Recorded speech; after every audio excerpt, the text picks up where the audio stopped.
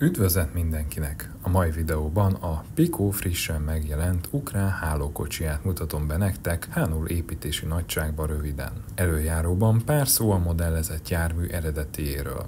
A bordázott oldalú UIC szabványú járműszekrényel készült, tengelyátszerelésre alkalmas 70-80-as középpályaszám csoportú hálókocsikat a szovjet államvasút több körben szerezte be a Görlitzi vagongyártól. Az első széria 1973 és 76 között készült, ide a 003 és 204 közötti pályaszámú kocsik tartoznak, majd a második széria a 205 és 364 közötti pályaszámmal 1978-79-ben, illetve a harmadik széria 365 és 504 közötti pályaszámmal 1979 és 1980 között készült, és került leszállításra a szovjet államvasutak részére. Az első széria egyik fő formai jellegzetessége a mindkét oldalon egyforma méretű és kiosztású ablakok, illetve az, hogy ez a sorozat még nem volt ellátva légkondicionáló berendezéssel, így az alvázberendezések jelentősen eltértek a későbbi szériában beszerzett kocsikétól, valamint több apró kisebb eltérés található még a szellőzőknél, illetve a kocsi alvázánál. A Szovjetunió felbomlása után került a kocsik egy része az ukrán államvasutakhoz. A Pico az első szériában gyártott hálókocsit modellezte le, és ez a kocsi jelent meg negyedik korszakos szovjet kivitelben 2 éve. A most kiadott ukrán 5. korszakos kocsi ennek a modellnek a gyakorlatilag átfestése, és tekintve, hogy az ukrán kocsi a 208-as pályaszámú, így bizonyos szinten kompromisszumot kell kötni, lévén az ablakok, az alváz és pár részlet tekintetében észrevehető eltérés van az eredeti és a modell között. A szokásos Pico dobozban találjuk a hálókocsit, gyakorlatilag készre szerelt állapotban, mindösszesen a lépcsőket kell a helyükre pattintani, ami szerencsére ragasztás nélkül megoldható. Maga a kocsi kézbe véve nagyon meggyőzően néz ki, a főbb méretei pontosak, az oldalsó bordázat rajzolata kellőképpen finom, az ablakok alapvetően szépen kidolgozottak. Nézzük meg most közelebbről részletesebben a kocsit. A tetőn szépen ki van dolgozva a kocsira jellemző, nagy leemelhető panel és környéke, mellette a kályha kéménye és 3 kis kapaszkodó is különálló elem.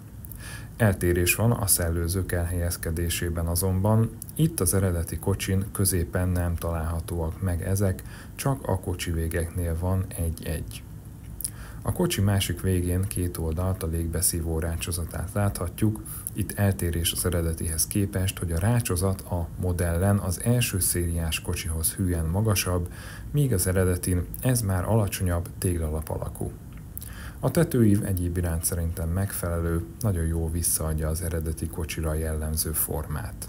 A kocsi oldalára rátérve szembetűnő a bordázat finom rajzolata, azonban az eredetivel összevetve látványos az eltérés az ablakok kiosztásában és méretében. Ez leginkább a folyosó felüli oldalon hangsúlyos. Az ajtók és környékük szépen kidolgozottak, itt az arányokat szerintem nagyon jól eltalálta a gyártó. A kapaszkodók külön elemek, a kilincsek pedig ki vannak festve.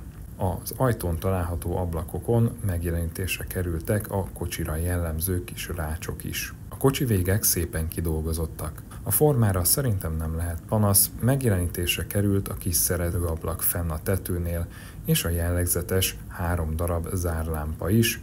Ezek átlátszóak, úgyhogy ha mögéjük ledet teszünk, akkor működő zárlámpákat lehet csinálni a kocsin. Az ütközők fixek, ahogy az átjáró trepné is. A fűtési lengőkábel pedig a kasznira van öntve, és az alja csonkolt, ugye ez azért van, hogy el tudjon fordulni a kapcsoló szerkezet. Az átjáró ablakán pedig itt is szintén megtaláljuk a kis rácsokat. A kocsi alja is kidolgozott, azonban itt is ugye eltérés van az eredetihez képest. A modellezett kocsi nem a klímás hálókocsit képzi le, ennek megfelelően találhatóak meg az alvázon a különböző berendezések, van egy nagy akkumulátorládánk, fékcsövek, fékvezetékek, illetve 2 kisebb egység is. Középen, ami szerintem kiemelkedő, azok a fékrudazat elemei és a légvezetékek, ezek ugyanis teljesen különálló műanyag alkatrészekből vannak megcsinálva. A forgóváz szerintem remekül kidolgozott és részletes elem, a gyártó úgy vélem pontosan leképezte a kocsi alatt található alkatrészt, a forgóváz alapvető rajzolata szép, az arányai megfelelőek, a modell a kardános generátorral ellátott forgóvázat kapta az eredetinek megfelelően. Ez a forgóváz egyébként a Tillich forgóvázához képest szerintem sokkal jobban sikerült. Ugye a Tillich forgóváz egy picit össze van nyomva a magasság irányba, egy kicsit össze van lapítva, ennek az okát nem sikerült eddig még senkinek sem megfejtenie. A kocsi festése a gyártóhoz hűen nagyon szépre sikerült, élesek a maszkolási vonalak, jók a színek, így nem lehet panasz a Picóra. A feliratozás is pontos és éles, azonban az alváz és a forgóváz kimaradt, csak a járműszekrényen találunk feliratokat. A belső a gyártónál megszokott módon egyszínű barna anyagában színezett műanyag. Itt egy viszonylag egyszerű belsővel van dolgunk, aki esetleg világítást tervez a kocsiba, annak szerintem érdemes utólag részletesen legalább kifestenie a kocsi belsejét.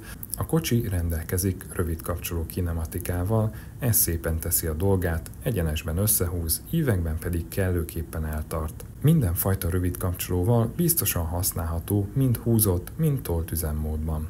A kocsi futása a pályán szép, a kerekek centrikusak, a gördülési ellenállás gyakorlatilag minimális.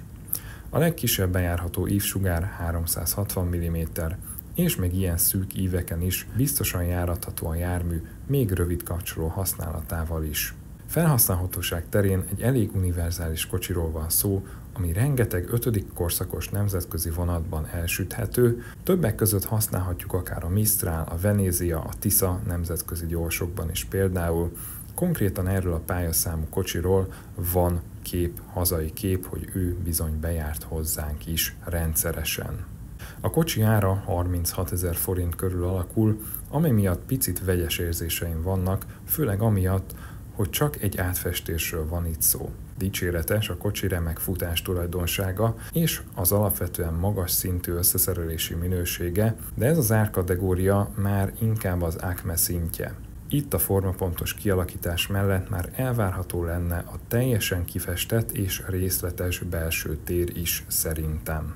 Érdekes egyébként a pályaszámválasztás, létezett alacsony pályaszámú klíma nélküli ilyen kocsiból ukrán verzió, lehet, hogy picit szerencsésebb lett volna azt a pályaszámot választani. Köszönöm szépen, hogy megnéztek a videót, további szép napot és jó modellezést kívánok mindenkinek!